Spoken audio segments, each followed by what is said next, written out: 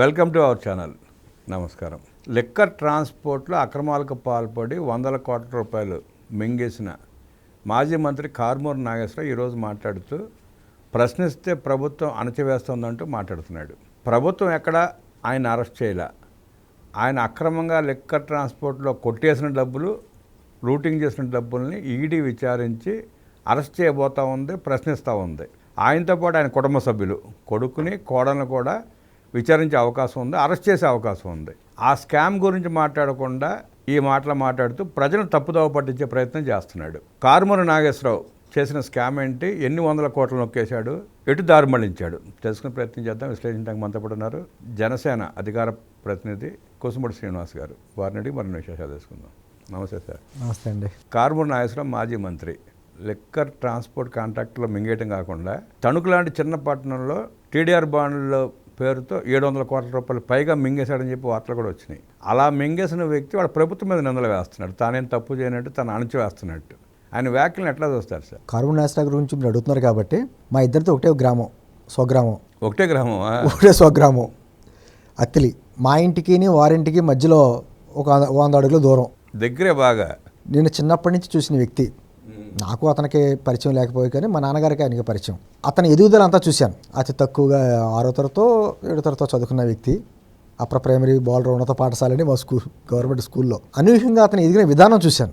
అందరూ ఇక్కడి నుంచి అతను కరుమూరి బాబురాజు గారి దగ్గరికి చేరడం, కరుమూరి బాబురాజు గారి దగ్గర నుంచి ఒక మళ్ళీ భవన నిర్మాణం చేసేలాగా ఒక కాంట్రాక్టర్గా ఎదగడం. బాబురాజు గారి ద్వారా రాజకీయ ప్రస్థానం మొదలైంది. అక్కడి నుంచి బెంగళూరులోని లేకపోతే విజయనగరంలోని ఎఫ్సిఏ గోడౌన్స్ కన్స్ట్రక్షన్ లాంటివి, తర్వాత జిల్లా పరిషత్ చైర్మన్గా చేయడం. ఆ తర్వాత మా అత్తిలి కాన్స్టిట్యున్సీ, అప్పుడు కాన్స్టిట్యున్సీ ఉండేదండి మాకు. మా కాన్స్టిట్యున్సీని తీసుకెళ్లి తణుకులో కలిపారు.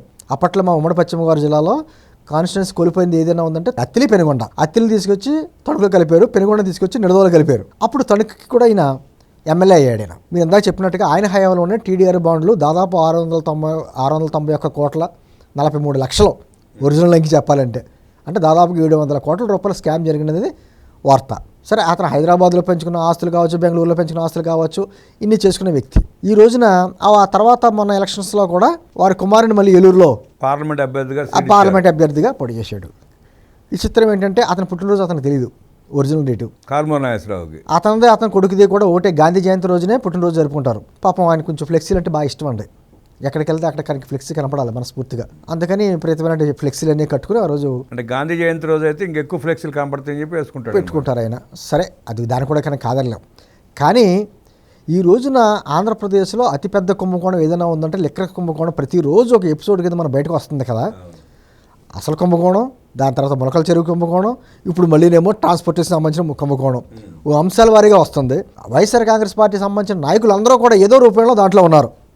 అది ట్రాన్స్పోర్ట్ కావచ్చు, సీసాల ఖరీదు కావచ్చు, మూతల ఖరీదు కావచ్చు, లేదా చీప్ లిక్కర్ కావచ్చు, వాళ్ళు పెట్టుబడులు కావచ్చు, సినిమా రంగంలోని, రియల్ ఎస్టేట్లోని, గోల్డ్ రూపేణా, లేకపోతే ఆఫ్రికాలో పెట్టి చేసినటువంటి విధానం మొత్తం వైఎస్ఆర్ కాంగ్రెస్ పార్టీ సంబంధించిన నాయకులు అందరూ ఉన్నారు. సరే, ఇప్పుడు ఏదైతే సిట్టు దర్యాప్తు జరుగుతుందో, సిట్టు దర్యాప్తు ఇచ్చినటువంటి ఆధారాలు బట్టి మళ్ళీ ఈడీ కూడా బయటకు వచ్చిందో, నిన్న రాజశేఖర రెడ్డి గారి ఇంటితో పాటు కారుమూరి నాగేశ్వరరావు గారి ఇంట్లోని అందరి ఇళ్లలోని సోదాలు చేశారు.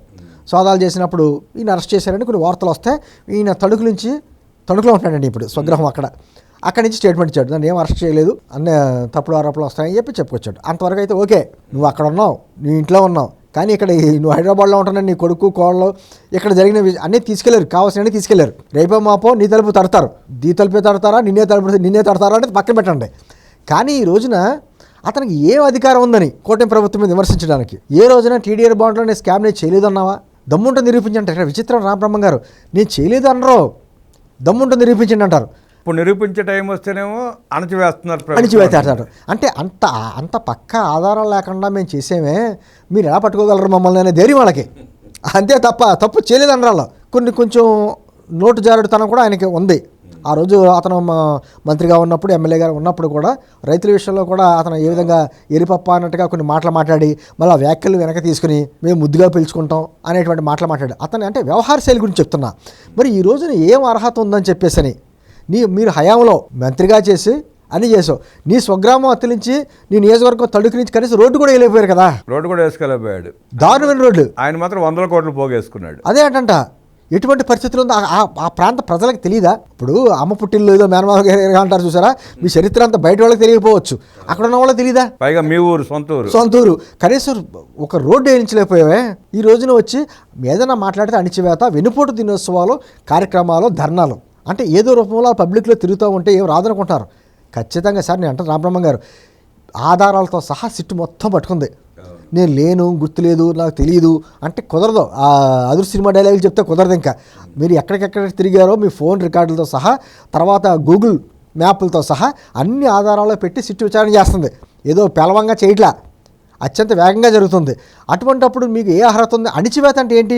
గతంలో చూసాం 2019-24 మధ్యన ఎటువంటి అణిచివేతలు చేసామో, మీకు వ్యతిరేకంగా మాట్లాడిన వ్యక్తులను ఏ విధంగా అరెస్టులు చేశారో, అర్ధరాత్రి అపరాత్రులు లేకుండా తెల్లవారుజామున వచ్చి అరెస్టులు చేశారో, అదే అణిచివేత అంటే. అదే అణిచివేత.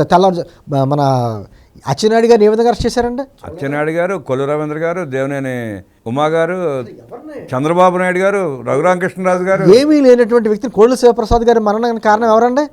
కాదా? మానసికంగా ఎంత హింస పెట్టారు? అయ్యి అణిచివేతలు. ఆఖరికి చంద్రబాబు నాయుడు గారిని కూడా వదలలేదే, తప్పుడు కేసు పెట్టి ఆయన పాటు తీసుకెళ్లి 52 రోజులు జైల్లో పెట్టారే, అది అణిచివేత. పవన్ కళ్యాణ్ గారు వైజాగ్ వస్తే హోటల్లోంచి కూడా బయట రాకుండా 2 రోజులు నిర్బంధించారే, ఆంధ్ర వస్తుంటే చంద్రబాబు గారిని పరామర్శించడానికి వెళ్తానని చెప్పేసి బోర్డర్లో ఆపేశారే, అయ్యి అణిచివేతలు. అంటే అణిచివేతలు చేసిందేమో మీరు, బయట వాళ్ళు విమర్శించడం. నేనంటే కారుమూరి నాగేశ్వరరావు గారు, మీరు రాజకీయంగా ఏ ఎదిగారో, మీరు గతంలో 2019 ముందు ఎప్పుడు దాకా అక్కర్లా, 2019లో మీరు ఎలక్షన్స్లో నిలబడినప్పుడు మీ ఆర్థిక పరిస్థితి ఏంటో, ఆ రోజు మరి ఎంపీగా పోటీ చేసినటువంటి మన రఘురామకృష్ణరాజు గారు మీకు చేసిన సహాయం ఏంటో, ఇవన్నీ చాలా చుట్టుపక్కల అందరికీ తెలుసు. మనం చెప్పబోయే చుట్టుపక్కల వాళ్ళందరికీ తెలుసు. ఈ రోజున మీరు ఎమ్మెల్యే అయిన తర్వాత, మీరు మంత్రి అయిన తర్వాత మీ ఆస్తులు కొన్ని 100 రెట్లు ఏ విధంగా పెరిగినాయి. అవి మీ పేరు మీద, మీ కొడుకు పేరు మీద, కోళ్ల పేరు మీద ఎన్ని రకాలుగా వేరే వేరే చోట్ల డిపాజిట్లు పెట్టారో రావా సార్? ఆఖరికి ప్రజల ప్రాణాలతో ఆడుతున్నారు సార్. రామబ్రహ్మ గారు నేనేమంటున్నానంటే, వాళ్ళు ఏదో దోచుకున్నారనే కంటే కన్నా 30,000 మంది ఆరోగ్యాలు పాడైపోయినాయి కదండి, కిడ్నీలు పాడైపోయినాయి కదా, ప్రాణాలు పోయినాయి కదా, మరి అంతమంది ఉసురు కదా. నేనంటే ఈ రోజుకి మరి మీలో ఎక్కడ పశ్చాత్తాపం లేకుండా వెన్నుపోటు దినోత్సవం, పైగానేమో అణిచివేతలు, ప్రతిపక్షాలను నొక్కేస్తున్నారు. ఈ మాటలు మీకు సరిపోవు.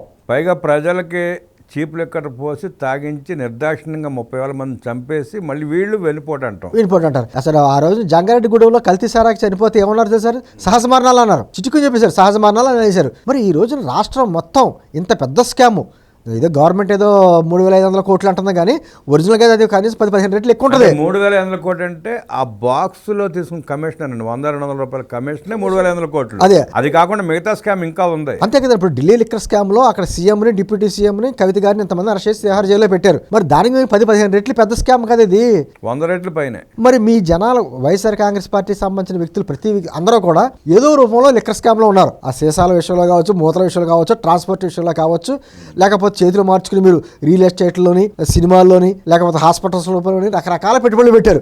ఎన్ని పెట్టుబడులు పెట్టినా అన్ని ప్రజలకు తెలిసిందే కదా. మరి మీరు ఏ మొహం పెట్టుకుని ప్రజల్లోకి వచ్చి ఈ రోజు వెన్నుపోటు దినోత్సవం చేస్తారు? ఎవరో వెన్నుపోటు పరిచారు? మీరు 5 సంవత్సరాలు నరక యాతన చేసి పెట్టారు కదా ప్రజల్ని. బయటకు వచ్చి రావడానికే భయపడే పరిస్థితులు వచ్చినాయి కదా. మీకు వ్యతిరేకంగా ఒక వార్త రాస్తే ఆఖరికి టీవీ ఛానల్స్ మీద కూడా నిషేధించారు కదా, పేపర్లు కూడా రానివ్వకుండా చేశారు కదా, జియో 2430 తీసుకొచ్చి పత్రికా స్వేచ్ఛను కూడా భంగం కల్పించారు కదా. చేయాల్సినటువంటి అన్ని దారుణాలు మీరు చేసేసి కొంత మీడియాలో నిషేధించేశారు కదా రాకుండా. మరి ఈ రోజున వచ్చి బయటకు వచ్చి అణిచివేత గురించి, ప్రజాస్వామ్యం అంటారు, విలువలు, విశ్వసనీయత, మీరు ప్రజల్లోకి రావడానికి అర్హత ఏంటి? నేను అంటే ఖచ్చితంగా ఈ వారంలో ఎవరైతే రాజశేఖరరెడ్డి వాసుదేవరెడ్డి అయితే ఆల్రెడీ అరెస్ట్ అయ్యారు, మిగతా వీళ్ళందరూ కూడా ఖచ్చితంగా అరెస్ట్ అవుతారు, దాంట్లో నో డౌట్. స్పష్టంగా కారుమూరి నాగేశ్వరరావు కొడుకు సునీల్ అనుకుంటా, ఆయన భార్య అకౌంట్లో కోట్ల రూపాయలు దారి మళ్ళినట్టు అకౌంట్లోకి వచ్చినట్టు స్పష్టమైన ఆధారాలు ఉన్నాయి. ఇది ప్రశ్నిస్తే అరెస్ట్ చేస్తుంది. అంటే వాళ్ళ అర్థం ఏంటంటే మేము ఎంతైనా దోచుకుంటాం, కానీ అరెస్ట్ చేస్తే మాత్రం అక్రమం. ఇది ఎక్కడ లాజిక్? అది మీరు దోచేసుకుంటే చూస్తూ ఉంటాయి వ్యవస్థలో. అంటే దొంగల్ని అరెస్ట్ చేయొచ్చో చేయకూడదు ప్రజలు సమాధానం చెప్పారు. ఇప్పుడు జీవో ఏమైనా తెచ్చుంటే బాగుండినప్పుడు, మేము 5 సంవత్సరాలు దోచుకుంటాం, అధికారం ఇచ్చారు కాబట్టి మా అధికారం కోల్పోయినా మమ్మల్ని అరెస్ట్ చేయకూడదని జీవో తెచ్చుకుంటారా వీళ్ళు? సరే, 5 సంవత్సరాలు ప్రజలు అమాయకంగా అధికారం ఇచ్చారు, దోచుకున్న లక్షల కోట్లు సరిపెట్టుకుని కాముకు కూర్చున్నాం లేకుండా ఇవాళకి బయటకు వచ్చి అవాకులు చెవాకులు దుష్ప్రచారాలు. అంటే ఏమైందంటే రామబ్రహ్మ గారు, మొదట్లో మనం ఏదో ఈ గాడిని పెట్టడానికి, పరిపాలన గాడిని పెట్టాక చంద్రబాబు నాయుడు గారు, పవన్ కళ్యాణ్ గారు, లోకేష్ గారు ముందు రాష్ట్రానికి పరిపాలన గాడి పెట్టాలి, జీరో నుంచి మళ్ళీ స్టార్ట్ చేస్తున్నాం, అమరావతి కంప్లీట్ చేసుకోవాలి, పోలవరం కంప్లీట్ చేసుకోవాలి, ఇరిగేషన్ ప్రాజెక్ట్స్ కంప్లీట్ చేసుకోవాలి, పారిశ్రామికవేత్తలకు ఒక భరోసా కల్పించాలి మెయిన్. కాబట్టి ఈ డెవలప్మెంట్ మీద ఇలా అంత దృష్టి పెడితే అసహజంగా ఏముంటుందంటే, అరే మా అంత అన్యాయం చేసిన వాళ్ళు, అక్రమాలు చేసిన వాళ్ళు బయట తిరుగుతున్నారు, వాళ్ళు ఏమి చేయట్లేదు అనే మాట కూడా మా నింద మా కొట్ట ప్రభుత్వం పడ్డది. అయినా కూడా మనం ఏం చేసాం, వ్యవస్థలకి స్వేచ్ఛనిచ్చాం. మీరు పూర్తి ఆధారాలతో సహా వాళ్ళు చేసినట్టు కుంభకోణాలన్నీ బయట పెట్టండి, ఆధారాలు చూపి అరెస్టులు చేయండి, అంతే తప్ప వాళ్ళకి మళ్ళీ దుర్మార్గంగా అరెస్టులు చేసి వాళ్ళు చేసిన పని మనం చేయకూడదు. చంద్రబాబు గారు పదే పదే చెప్పేది అదే కదండి. గత ప్రభుత్వంలో వాళ్ళు ఏం చేశారో అది చేయకపోవడమే మనం చేయాల్సింది కాదు. ఈ ప్రభుత్వం కూడా సార్ అప్పుడు రఘురామకృష్ణరాజు గారిని అరెస్ట్ చేసి ఎట్టయితే కొల్లబొట్టారో అట్టాగే సాక్ష్యాలు గిక్షాలు పక్కన పెట్టి కొల్లబోటు చేస్తే వాళ్ళు చెప్పేవాళ్ళేమో ఎక్కడ ఎంత దోసుకున్నాం ఏంటి అనేది. అంటే ఇప్పుడు వాళ్ళకి మనకి తేడా ఉండదు కదా. ఇప్పుడు మనకి ప్రజాస్వామ్యం మీద, రాజ్యాంగం మీద, వ్యవస్థల మీద, చట్టబద్ధ పాలన మీద మనకి ఒక నమ్మకం ఉంది. ఖచ్చితంగా వాళ్ళు వాటికి స్వేచ్ఛనిస్తే ఆ వ్యవస్థలో అవి చేసుకుంటూ వెళ్తాయి. జరుగుతుంది. కానీ ఈ మధ్యకాలం ఎంతమంది అరెస్ట్ అయ్యారు సార్ మీకు చెప్పండి? 3 మంది అరెస్ట్ అయ్యారు, జైలు చేతు బెయిల్ మీద వచ్చారు, బయట తిరుగుతున్నారు. వాళ్ళందరూ భయంగానే బతుకుతారు కదా. ఇప్పుడు చెప్పండి, జగన్మోహన్ రెడ్డి గారి చుట్టూ తిరిగే కొంతమంది నాయకులు వాళ్ళు ఏ పార్టీలోకి వెళ్ళలేరు, ఇంకా ఏ పార్టీ వాళ్ళు వాళ్ళని తీసుకోరు. ఇప్పుడు పేరు నాని లాంటి వాడు, లేదా గుడివాడ కొడాలి నాని లాంటి వాళ్ళు, అంబటి రాంబాబు, రోజా, ఇటువంటి వ్యక్తులు వాళ్ళు ఏ పార్టీలోకి వెళ్ళారో వాళ్ళు ఎవరిని తీసుకోరు. అటువంటి వ్యక్తులు అందరూ ఉంటారు. కాబట్టి అదే నిజం అనుకుంటాడు జగన్మోహన్ రెడ్డి గారు. ఏమనుకుంటాడు ఏంటంటే, ఆ చుట్టూ చెప్పేవాళ్ళు వ్యక్తులు చెప్పేదే నిజం అనుకుంటున్నాడు. సార్ ప్రజలు అద్భుతంగా వచ్చేస్తున్నామని చెప్తూ ఉంటారు, అదే నమ్ముతాడు ఆయన. చూసాక మనం 100 రూపాయలు ఇచ్చి తీసుకెళ్ళి ఆ 100 రూపాయలు కూడా ఎగ్గొట్టి అట్లా అలర్ చేశారు. అదే ఈ రోజుకి ఎక్కడికైనా వస్తాంటే అంటే కేవలం బురద జలితే మాట్లాడితే నేను వస్తాను. ఎక్కడికి వస్తాను నువ్వు? ఏం చూసుకుని నీకు మళ్ళీ అధికారం ఇస్తారు? ప్రజలు జరిగిన విధ్వంసం ఏం మర్చిపోలేదు కదా. అసలు ఆయన్ని రాష్ట్రంలో అడుగు పెట్టనివ్వటమే అదృష్టం ఆయనకి, అంతే కదా. అట్లాంటిది మళ్ళీ రాజకీయాలకు చేస్తానని చెప్పి ఆయన ప్రగల్భాలు పాల్గొంటారు. అసెంబ్లీకి వెళ్తాక ఎందుకు భయపడుతున్నావు నువ్వు? ఎన్ని నిలదీస్తారనే కదా. ఆ ప్రశ్నకి సమాధానం చెప్పలే కదా. అటువంటిది తాడేపల్లి ప్యాలెస్ బిట్టు బెంగళూరు ప్యాలెస్ సెటిల్ జరిగి చేస్తున్నావు. ఇంకా ప్రజలు ఇంకా మభ్య పెడుతున్నావు, చెయ్యి. కానీ ఎన్ని వ్యవస్థలు పనిచేస్తా అంటే మమ్మల్ని అణిచేస్తున్నారు, మా గొంతు నొక్కుతున్నారు. ఎవరు నొక్కుతున్నారు, ఏం చేస్తున్నారు? కానీ సరే ఇక్కడ రాజకీయ నాయకుల్ని దొంగలుగా తయారు చేశాడు, దోపిడీదారులుగా తయారు చేశాడు, కూనిగోలుగా తయారు చేశాడు అంటే వాళ్ళ కర్మకాళ్ళు పోతారు, అరెస్ట్ అవుతారు, కేసులు అనుకోవచ్చు. మనం ఐఏఎస్ ఐపీఎస్ వ్యవస్థను కూడా సర్వనాశనం చేసి వదిలిపెట్టాడు కదండి. గతండి ఇప్పుడు కాదు, 2004 నుంచి కూడా. అప్పుడంటే ఒక ఐఏఎస్ని టార్గెట్ చేశారు. అలా కదండి, 2004 నుంచి కూడా వీళ్ళని నమ్ముకున్న వ్యక్తులు ఎవరైతే ఉన్నారో వాళ్ళందరూ జైలు జీతం అనుభవించారు. అది వ్యాన్పిక్ కుంభకోణం కావచ్చు, వేరే కుంభకోణం కావచ్చు, ఏదైనా సరే. ఇంకా ఆ తర్వాత 2019లో ఇతను అధికారంలోకి వచ్చింది, అది మళ్ళీ డెవలప్ అయిపోయింది. ఇంకా ఇది ఇప్పటికీ అతను ఆ టాక్టిక్స్ ఉపయోగిస్తున్నాడు. ఏమని, నేను అధికారంలోకి మళ్ళీ వస్తాను, నేను వచ్చిన తర్వాత మీ సంగతి తెలుస్తాను, మీరు ఎక్కడ రిటైర్ అయిపోయి ఇంట్లోకి వచ్చిన సరే లాక్కొస్తాను అని ఒక క్రియేట్ చేస్తున్నాడు. ఆ విధంగా అధికారులు వీళ్ళతో అంటగాగినటువంటి అధికారులు అందరూ కూడా జైలు జీతం అనుభవించారు. వాళ్ళు ఏదో రకంగా భయపెట్టి మళ్ళీ ఏదో రకంగా చేద్దామనేటువంటి ప్రయత్నాలు చేస్తున్నాడు. ఒకటి సార్, గత 2019-2024 జరిగినటువంటి విధ్వంసం నుంచి 2 సంవత్సరాలుగా వికాసం వైపు ఆంధ్రప్రదేశ్ పరిగెడుతుంది. ప్రజలు కోరుకుంటుంది ఇది. సంతోషంగా ఉన్నారు ప్రజలు. అంతే, ప్రజలు ఏం కోరుకుంటారండి? మన భవిష్యత్తు బాగుండాలి, మన బిడ్డల భవిష్యత్తు బాగుండాలి, మన రాష్ట్ర భవిష్యత్తు బాగుండాలి, దేశంలోనే ఆంధ్రప్రదేశ్ ఒక నెంబర్ 1 స్థానంలో ఉండాలి. దాని తగ్గట్టుగా కూటమిలో ఉన్నటువంటి చంద్రబాబు గారు, పవన్ కళ్యాణ్ గారు, లోకేష్ గారు నిరంతరం కష్టపడుతున్నారు. ఇంకా రాష్ట్రానికి ఎటువంటి పెట్టుబడులు తీసుకురావాలి, ఎటువంటి మౌలిక సదుపాయాలు ఏర్పాటు చేయాలి. నిన్న కాకమన్నా చూడండి, అమరావతికి 2534 కోట్లతో కేంద్ర ప్రభుత్వం సంస్థలకే, ఆ అధికారులకి, నివాస యోగ్యాన్ని అన్నిటి ఏర్పాటు చేసింది. అమరావతి అద్భుతంగా ముందుకు వెళ్తుంది. సార్ ప్రజలు సంక్షేమం, అభివృద్ధి, ఉద్యోగాలలో సంతృప్తి స్థాయి అద్భుతంగా ఉందండి. 100% వాళ్ళు హ్యాపీగా ఫీల్ అవుతున్నారు. ఒక్క విషయం నిరాశ ఉంది వాళ్ళు. ఇప్పటికీ 2 సంవత్సరాలు అయింది ప్రభుత్వం వచ్చి, ఎందుకు జగన్ రెడ్డిని అరెస్ట్ చేయట్లేదు? అదొక్కటే ప్రశ్న, అదొకటే అసంతృప్తి ప్రజల్లో. ఖచ్చితంగా అండి. ప్రజలు ఎందుకంటే ప్రజలు అంత టార్చర్ అనుభవించారు కాబట్టి, నమ్మి 2019లో ఓట్లు వేసినందుకు 24 వరకు వాళ్ళు పెట్టినటువంటి టార్చర్ చూశారు కాబట్టి, జగన్మోహన్ రెడ్డి ఏంటంటే అసలు స్వరూపం అతను చూపించారు కాబట్టి ఖచ్చితంగా ఉంటుంది సార్. ప్రజలు కాకపోతే ఇన్స్టెంట్ జస్టిస్ కోరుకుంటారు, కానీ కుదరదు ప్రజాస్వామ్యంలో. అంటే మన ప్రజాస్వామ్యం మీద నమ్మకం ఉంది కాబట్టి మనకి. ఇప్పుడు జగన్మోహన్ రెడ్డి చేసినట్టే చంద్రబాబు గారిని ఏ విధంగా ఇబ్బంది పెట్టాడో, ఇమ్మీడియట్గా అరెస్ట్ చేసి తీసుకెళ్ళి లోపల వేసేసి చేయడం 5 నిమిషాల పని. కానీ అలా చేస్తే అతనికి వాళ్ళకి మనకి తేడా ఉంది. చంద్రబాబు గారు పదే ఆలోచించింది అదే అండి. మనం ఇబ్బందులు పడ్డాం, మనం పడ్డ ఇబ్బందులు ప్రజలు గమనించారు, మనకు అవకాశం ఇచ్చారు, మన అవకాశాన్ని మనం సద్వినియోగం చేసుకుందాం.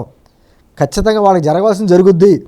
అది కొంచెం టైం పట్టవచ్చు, కాస్త లేట్ అవ్వచ్చు, కానీ ఖచ్చితంగా అన్ని విషయాలు జరిగితే నేను సార్ అదే ఇందాక కూడా చెప్తున్నాను. నేను వ్యవస్థలన్నీ సరిగ్గా పనిచేస్తే 2029 ఎలక్షన్స్కి జగన్మోహన్ రెడ్డితో సహా వైఎస్ఆర్ కాంగ్రెస్ పార్టీ నాయకులు అందరూ కూడా జైల్లో ఉంటారు, ఏదో కేసుల్లో జైల్లో ఉంటారు, ఖచ్చితంగా జైల్లో ఉంటారు. సరే ఆఖరిగా కార్మూర్ నాగేశ్వరరావు మీ ఊరే కాబట్టి ప్రజల్లో చిన్న అనుమానం ఉంది.